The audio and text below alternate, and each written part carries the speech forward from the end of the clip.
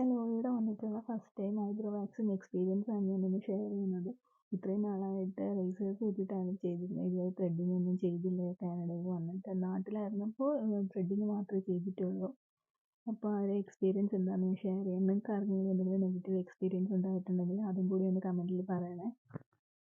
Eyebrow വാക്സിങ്ങിനെ പറ്റിയിട്ട് മുമ്പ് കേട്ടിട്ടുണ്ടെങ്കിലും experience ചെയ്തിട്ടില്ല. അതുപോലെ ഇവിടെ വന്നിട്ടാണ് ഞാൻ ഐബ്രോ ടിൻറ്റിങ്, ഐബ്രോ ഹെന്ന അങ്ങനെയുള്ള കാര്യങ്ങളൊക്കെ കേൾക്കുന്നതും.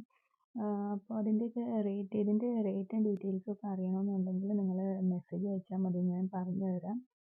അപ്പോൾ എൻ്റെയൊക്കെ എക്സ്പീരിയൻസ് എന്ന് പറയുന്നത് വലിയ ബുദ്ധിമുട്ടില്ല. ചെറിയൊരു ചൂടുള്ള വാക്സ് തേക്കുന്നു. നമ്മൾ സാധാരണ കയ്യിലൊക്കെ ചെയ്യുന്ന ഒരു വാക്സിൻ സ്ട്രിപ്പ് ഒട്ടിച്ചിട്ടാണല്ലോ ചെയ്യുന്നത്. ഷുഗർ വാക്സ് എന്ത് ഐറ്റം ആണെന്ന് അറിയില്ല.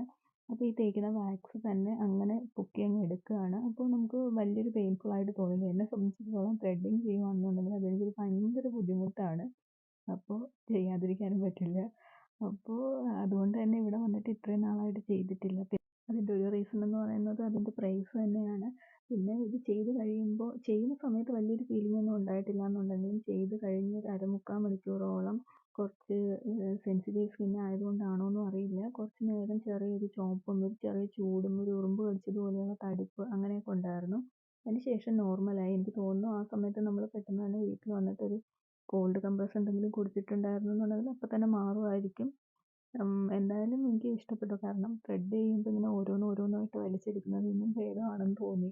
അപ്പം നിങ്ങളുടെ എക്സ്പീരിയൻസ് എന്താണെന്നും കൂടി ഷെയർ ചെയ്യണേ. ഇനി ഇതിലും നല്ലൊരു വീഡിയോയുമായിട്ട് വരുന്നത് വരെ Tata. Thank you for watching. Welcome.